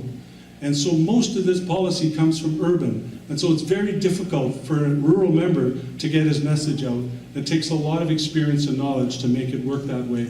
So I think it's very naive for some of my colleagues to suggest that's what they're going to do, to leave an impression with you that they're going to vote against their party whenever they sort of feel like it because some people in our riding are not happy. We're not going to press a button and say, let's just have a referendum on how you feel every time there's a vote. I'm here to represent you, and I'll do that to the best of my ability. Thank you very much.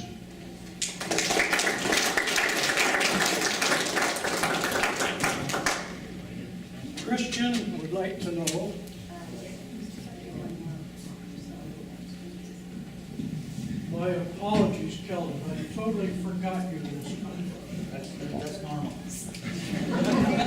anybody gets that, what do they call that, the Alzheimer's or something like that? Okay, this is actually, I have no policies, you guys are my policies. I don't represent anybody but you. I take your ideas, I'll take them to Ottawa and I'll tell them what I think of it, that's it. And I know for the fact that the three major parties, the Liberals and the Conservatives and the NDP in the past, they've benched their people for speaking up for them. Nobody can't bench me. The worst thing they can do is buy me off. You know, and that's going to take a lot of money, and I'll share it with all of you. Thank you.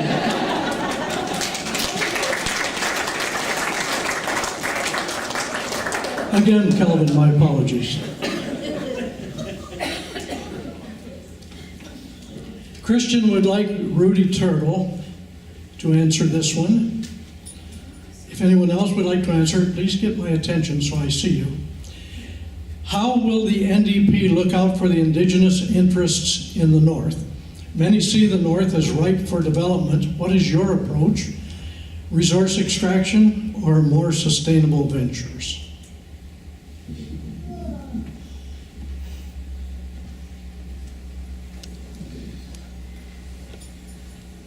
Let's start off as I believe in climate change, and I think climate change is rapidly, it's just moving rapidly.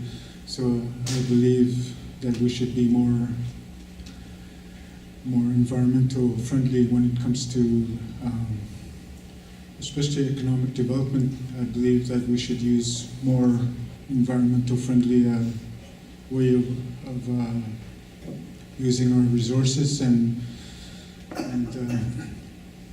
for example, like in our community in Grassy Narrows, we've been opposing, not that we completely oppose logging, but we've been kind of opposed to clear cutting, and so we've asked the Ministry of Natural Resources time and time again, can you find a better way besides clear cutting?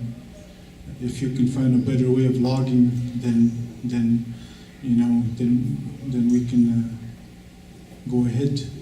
So it's a matter of how, just being more environmentally friendly, and I believe that with our Indigenous community, we will, as I mentioned before, it's one of our priorities. We want to make sure that we get housing and we get infrastructure, and we invest in the Indigenous community. It's important to our people.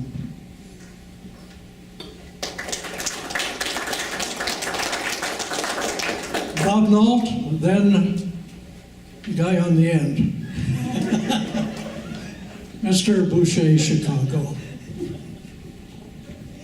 Thank you very much. This is a very important question because one of the things we're trying to accomplish in our region through smart investments is to develop an economy. And the economy includes First Nation communities and First Nation people. And so we've invested $814 million to help improve Indigenous students' access to post-secondary education, $3.5 billion to First Nation K-12 education. So education sort of comes first. We've also spent $585 million to invest in 186 school-related projects, resulting in 160 schools being built or renovated. I give you those statistics because we have to start off with the basics of education and making sure it's quality and make sure it works, and that's how we develop an economy.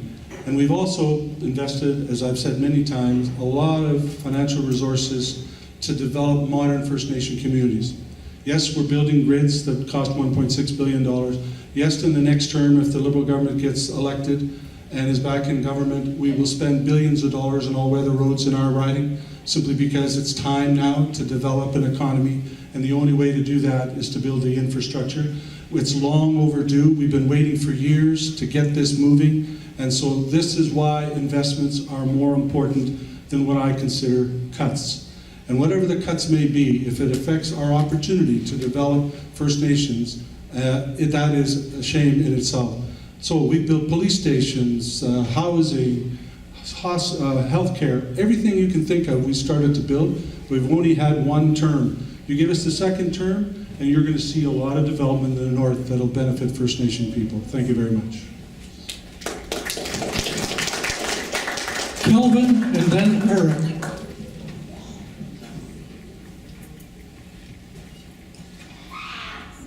I grew up, I said, in the Kenora and Manaki area, in the whole region. I used to hunt around separation all throughout this region here as far as Geraldton, Ontario. And I've seen a lot of trees and a lot of things being just raped and pillaged. There's nothing left after the forestry company comes through it.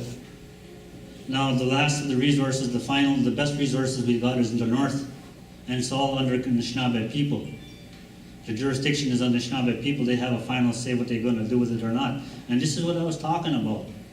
Seems like this whole thing is based on the backs of the Anishinaabe people. Can we somehow save the economy by riding on the backs of the Anishinaabe people of the north? What about the mining and all these other little things that go on? Tourism is one of the biggest attractions in Kenora, but yet nobody mentions anything about that. One of the things we have to understand too, we have a homeless issue.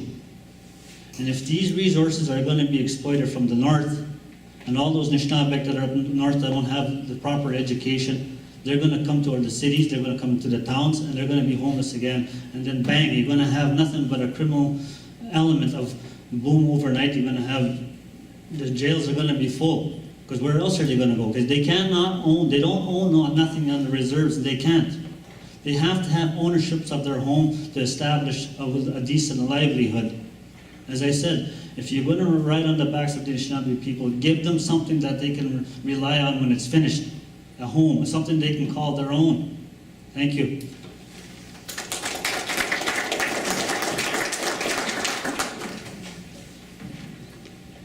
Before I get to the root of the question, just first off, I'd like to remind you, you may recall I outlined earlier some of the things that we would cut in a conservative government, and I warned you that Bob was going to try and scare you to tell you that it would be deeper, and unfortunately I was right in that regard.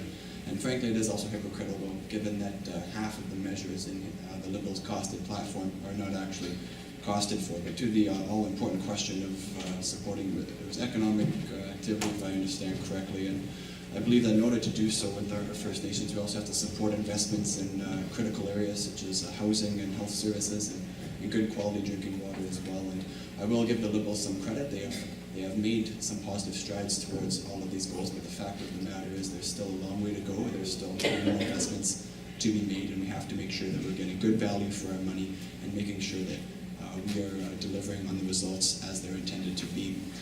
So Conservatives do believe in also increasing economic and education opportunities and ensuring that any resource developments are incorporated in with First Nation communities so that they can share in the wealth and share in the prosperity that they will create, but also respecting the duty to consult and the duty to accommodate with First Nations communities and ensure that any path that we take forward with economic opportunities is doing so together and doing so in a way that benefits everybody. Thank you.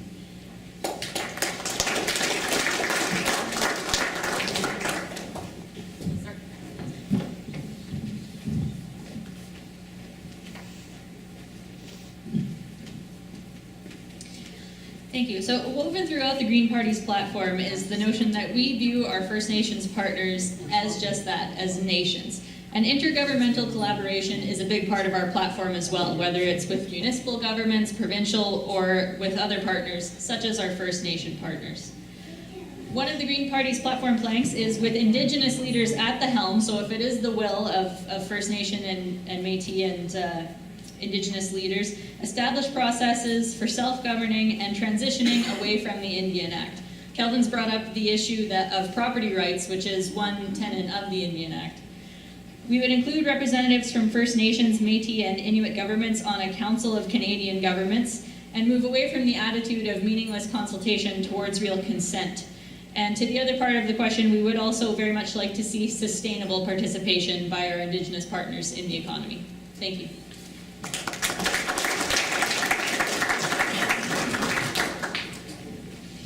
We've reached the fun part of the evening now, which is the wrap-up, and I'm going to change it from 2 minutes and give everybody 3 minutes for your final final wrap-up here.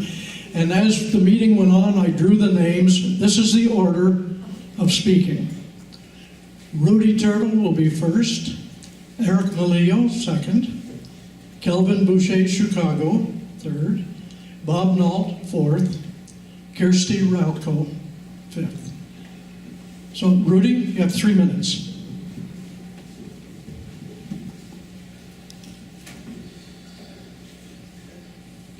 Thank you again to everyone for joining us today. This has been a great discussion, and I want to thank my fellow candidates for participating with me. I know people across the riding are worried about serious issues. I hear it when I talk to everyday people. Life is getting more and more expensive and wages aren't keeping up. I'm hearing from people every day across the riding who feel that the very richest and the biggest corporations should pay more so that the average Canadian isn't falling behind. We've had both Liberal and Conservative governments in Ottawa and haven't lived up to their promises.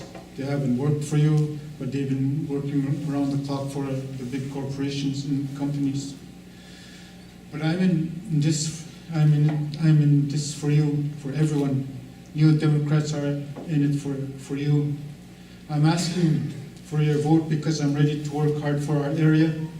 I'm ready to fight to make life more affordable, improve the public services we all need, bring in universal pharmacare, and to take strong action on big issues we're all facing.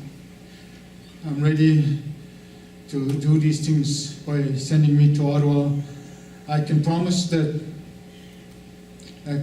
you that when you elect me, or when you send me as your MP to Ottawa, that I will be on your side and I will fight for you as hard as I can. Thank you.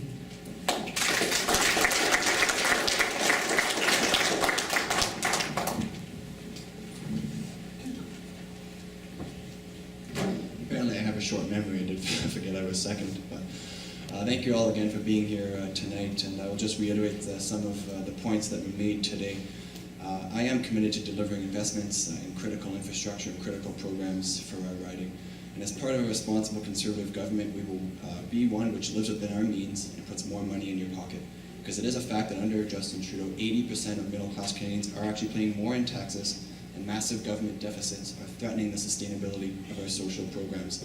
We must remember that a balanced budget is not an end in itself, but rather it is a means to providing stronger public services for future generations. And as someone who just finished my economics degree, I do not want to be part of a government that is responsible for robbing future generations of their public services. That's why it is top of mind for us, and it is important for us to ensure that we are moving forward both fiscally and socially responsible. A Conservative government will introduce measures such as the universal tax cut, which will lower income taxes for every single Canadian and is targeted at the lowest income bracket. We will introduce a tax-free parental leave, an increase to the RASP contribution, and a boost to the age tax credit to support our seniors. And of course, we are going to look out for Northerners. We understand that home heating is not a luxury, but it is a necessity. I'm sure everyone can agree with that. So we're going to take the GST off of home heating, and we're going to scrap Justin Trudeau's carbon tax, which makes life more unaffordable and does nothing to protect our environment. And again, I will tell you once again, we are going to cut corporate welfare to wealthy companies and liberal insiders like Loblaws. We are going to cut 25% of our foreign aid funding that is going to support tyrannical dictators. We are going to pull money from the Asian Infrastructure Bank and instead invest in infrastructure that we need in our First Nations and that we need across Northern Ontario. And of course, we're going to find cost savings by running a more ethical and accountable government in this scandal-plagued Trudeau administration. And as was just touched on the previous question, a strong part of my focus is on bringing forward policies that make real, measurable improvements in the lives of our First Nations communities and the First Nations peoples of our riding.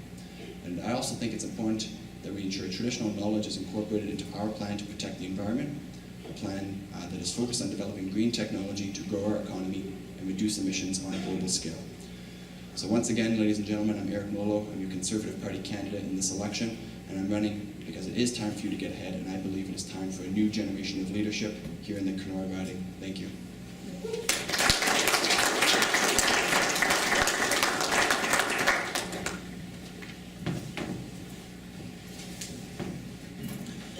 For 60 years, the taxpayers been paying, constantly paying and paying to help the little people all the time. It doesn't work that way. Somehow the dollars get caught up in between and in somebody's pocket, and the poor people never actually see anything. You really want to help the poor people, the taxpayer wants to help the poor people and make sure that there's no more starving on the streets and the homeless issue, send me to Ottawa. Ottawa won't know what hit them, I'll guarantee you that. Thank you.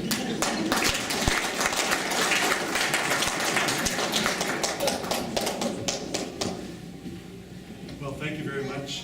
Thank you for those who put all the time and effort to organize this. This election is indeed about choices, and a choice between investments and a choice between cuts. There's been no Conservative government in my political career, which spans some 30 years, that we've ever seen that didn't make significant cuts in our region, because that's the kind of values that they hold. So I want you to think long and hard about that. I'm happy to stand before you tonight to say that I have delivered and made serious progress on every commitment I made in the last election. So experience matters when it comes to delivering for our community. In the last 4 years alone, we've made historic investments of almost $2 billion in our riding. We've made significant progress across the board. But when you talk to Aboriginal leaders and others in the communities, whether it's mayors or councillors, they'll tell you it doesn't feel like $2 billion because we're so far behind. And that's what happened after the Harper years.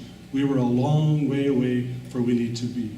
I'm running in this campaign because I believe experience matters. Experience matters when it comes to working to open up all new hospitals and all nation hospital. Experience matters when it comes to fighting climate change. Experience matters when tackling the homelessness and addiction crisis here in Sioux Lookout. And experience matters when working with First Nation communities to deliver on their priorities. Like the last election, I'll be running on a local platform in addition to the national priorities. You'll see those commitments when you see my brochure in your mailbox in the next few days. They include the highway crisis in our region and trying to find a way to twin the highways across this riding, continue to build all-weather roads and electrical grids in our northern communities to connect the north, closing the healthcare gap between rural and urban Canadians to improve services to northerners, supporting building of more seniors' homes, including independent living, assisted living, long-term care beds, and of course the promise that Mr. Ford made that he's still not fulfilled, and providing federal support to address the housing, homeless, and drug crisis, as I said. So ladies and gentlemen, again, the choice in this election is very clear. Either we continue down the road with the Trudeau government of investing in our region, or we begin the process of the Harper years all over again and start the cuts. And the cuts will hurt the most vulnerable. Experience or inexperience is your choice, and to continue forward with the progress we have made or to go back to the politics and cuts of the Harper years. I'm for moving forward, and I hope that you will join me and the Liberal Party in that pursuit. Thank you very much.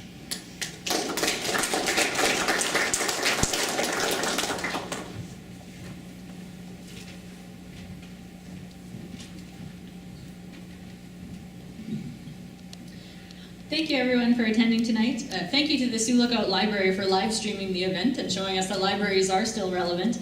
And thank you to the organizers and the, that's not a joke, that's a slogan that libraries are trying to pitch. And thank you to the organizers and the Legion for hosting us tonight. You've heard two local slogans from the two big parties. Eric is saying it's time for a new generation of leadership. He joked to me after the last debate that he was going to trademark that slogan because I keep saying, yes, I can agree with you on that point. It is time for a new generation of leadership. But I also agree that experience matters, and by voting for me, you can vote for someone with a breadth of experience in law, as a business owner, and in government as a local politician. The Green Party of Canada believes that Canadians are resilient and innovative. We don't shy away from a challenge, we rise to the occasion. That's why the Green Party of Canada's aggressive climate plan is called Mission Possible, and you as a voter can contribute to that mission. If you put any stock in the polls, neither of the two big parties are polling to get a majority. That means that someone is going to hold the balance of power in a minority government. The Green Party is polling to win seats on both the East and West Coast. If you're concerned about throwing your vote away or strategic voting, I encourage you to vote strategically and put your vote behind the Green Party of Canada rather than half-heartedly prolonging a status quo. On October 21st, I'm asking you to vote for the Green Party of Canada for honest, ethical, and caring leadership. Thank you.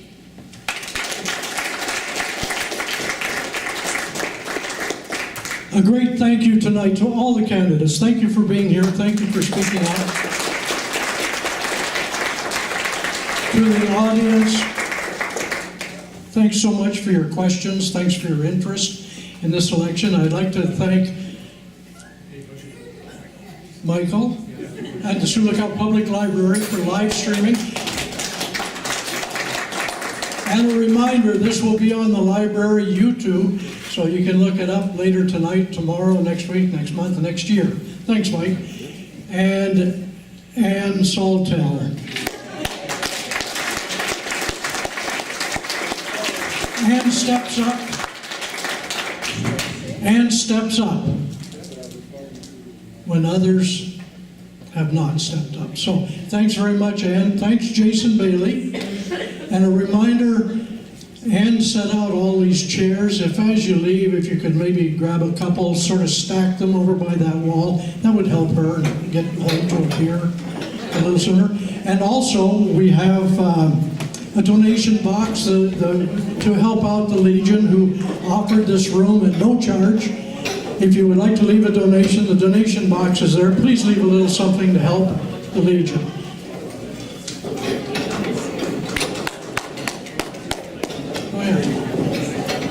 And if anybody's still listening, the candidates all have brochures, and they'll be at the back. So stop at their table and talk to them.